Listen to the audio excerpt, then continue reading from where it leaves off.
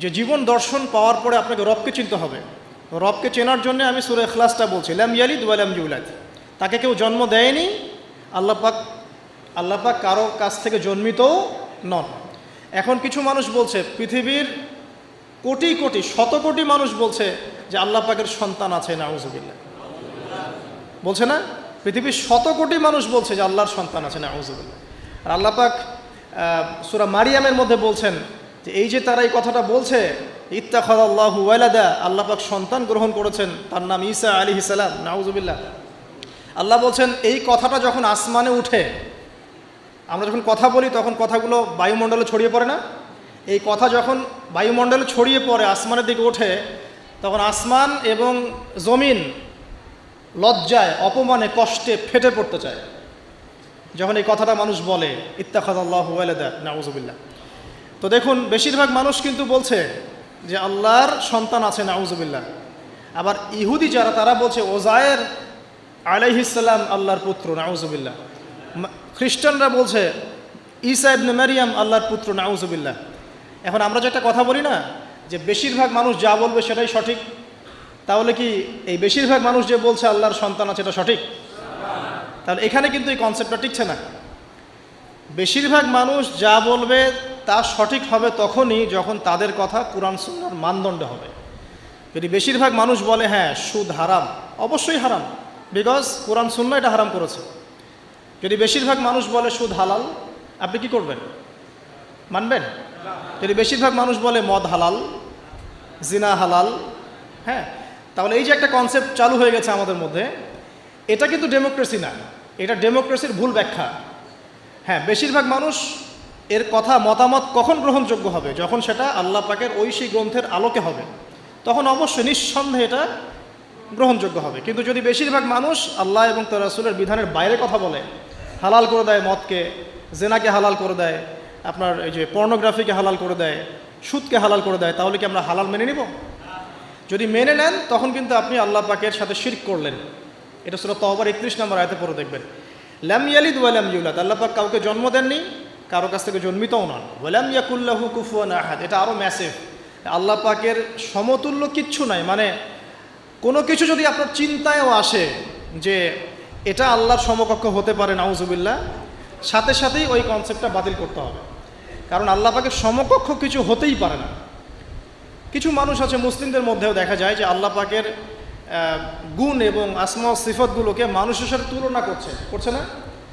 অনেকেই বলেছে যে আল্লাহ পাকের হাত এই যে আমাদের হাতের মতো, নাউযুবিল্লাহ। এইসব কথা বলা যাবে না। অনেকে বলেছে আল্লাহ পাকের পা মানুষের পায়ের মতো, আল্লাহ পাকের চেহারা মানুষের চেহারার মতো। অনেক ফিলোসফিক্যাল বই আমরা পড়েছি, এগুলোতে অনেক মানুষ এই কথাগুলো লিখেছে, এগুলো সম্পূর্ণ বাতিল আকীদা। লাইসা কামিসলিহি শাই, আল্লাহ পাকের মতো কিছুই নাই, কোনো কিছুই তার সাথে সাদৃশ্যর হওয়ার যোগ্য নয়। তো এখানে যদি কোনো মুসলিম এরকম আকীদা পোষণ করে থাকে, এটাও একটা বাতিল আকীদা হবে। সামনে আসেন, আল্লাহকে চিনতে হলে আপনাকে আরেকটা আয়াত আমি শোনাচ্ছি, ইনশাআল্লাহ এটা যথেষ্ট হবে। আল্লাহ রাব্বুল আলামিন বলছেন, আল্লাহ পাক, লা ইলাহা ইল্লাহু, আল্লাহ পাক তিনি যিনি ছাড়া কোনো ইলাহ নাই। আল্লাহু লা ইলাহা ইল্লা হুয়াল হাইয়ুল কাইয়্যুম, তিনি হাই এবং কাইয়্যুম, হাইয়ুন কাইয়্যুম, চিরঞ্জীব, চিরস্থায়ী। চিরঞ্জীব মানে কি? মানে যখন কিছু ছিল না আল্লাহ পাক ছিলেন, যখন কিছু থাকবে না আল্লাহ পাক থাকবেন। সময়ের ঊর্ধ্বে আল্লাহ রাব্বুল আলামিন, সময়ের চেয়ে অনেক ঊর্ধ্বে, বরং সময় তো আল্লাহই সৃষ্টি করেছেন, আর আমরা সবাই সময়ের মধ্যে পড়ে আছি। আমাদের এখানে দিন রাত যেমন আল্লাহ রাব্বুল আলামিনের কাছে এমন নয়, মোটেই এমন নয়, বরং কিয়ামতের দিনটাই হবে আল্লাহ পাকের হিসেবে আমাদের দিনের চেয়ে 50,000 বছরের সমান। তাহলে এই সময়ের যে একটা আমরা গোলক ধাঁধায় পড়ে আছি, এক একটা গ্রহের সময় এক এক রকম, এক একটা গ্যালাক্সিতে সময় এক এক রকম।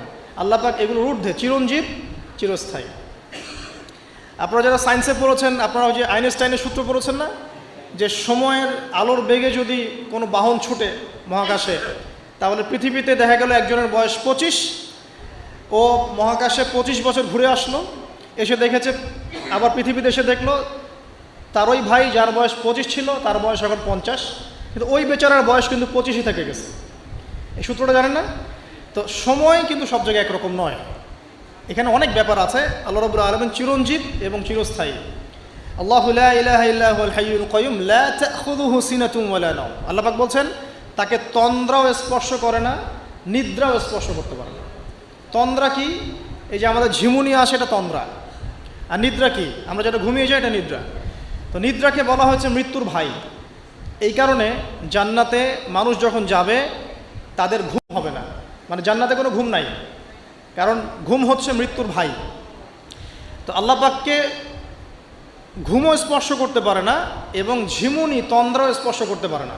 এমন একটু চিন্তা করে দেখেন, এই লক্ষ কোটি বছর ধরে যে মহাকাশ চলছে সৃষ্টির পর থেকে, আল্লাহ রাব্বুল আলামিন একটা মুহূর্ত সময় কি রেস্ট নিয়েছেন? একটা জাররা পরিমাণ সময় কি তিনি রেস্ট নিয়েছেন? তাহলে সেই মহান সত্তা যিনি এক জাররা পরিমাণ সময়ও তার ক্লান্তি বোধ হয় না, তার কোনো ঘুম আসে না, তার কোনো তন্দ্রা স্পর্শ করে না, তা আমরা সেই আল্লাহর বান্দা হয়ে কি আল্লাহর বিধান বা তার আনুগত্যের বাইরে যাওয়া ঠিক হবে? এটা সহজ। আল্লাহকে চিনতে শিখুন। আল্লাহ পাক কে? আল্লাহ রাব্বুল আলামিন তো এমন একজন সত্তা যে আপনি সারাটা জীবন আল্লাহর বিপক্ষে চলেছেন, আজকে 2 রাকাত নামাজ পড়ে যদি তওবা করে ফিরে আসেন, ইমিডিয়েটলি আল্লাহ পাক আপনাকে মাফ করতে পারেন। আবার আপনি সারা জীবন ভালো কাজ করেছেন, শেষে গিয়ে এমন একটা কথা বললেন, এমন একটা কাজ করলেন, হতে পারে সেই কাজের জন্য আল্লাহ না করুক আপনার জাহান্নামের ফয়সালা হয়ে যেতে পারে। নাউজুবিল্লাহ। তো আল্লাহকে চিনতে শিখুন। তিনি আর রাজ্জাক, আপনাকে রিজিক দেন, জন্ম দিয়েছেন, সৃষ্টি করেছেন, পরিণত করেছেন, আমাদেরকে আকৃতি দিয়েছেন, আমাদের জান, আমাদের মাল, আমাদের ইজ্জত, সম্মান, পরিবার, প্রতিপত্তি, সব কিছুর মালিককে? সব কিছুর মালিক আল্লাহ রাব্বুল আলামিন। এই কনসেপ্ট যার মনে ক্লিয়ার, ইনশাআল্লাহ তাআলা তার মনে লা ইলাহা ইল্লাল্লাহ ঠিক আছে। আর যার মনের মধ্যে লা ইলাহা ইল্লাল্লাহ ঠিক আছে, ইনশাআল্লাহ সে একদিন না একদিন জান্নাতে যাবে ইনশাআল্লাহ।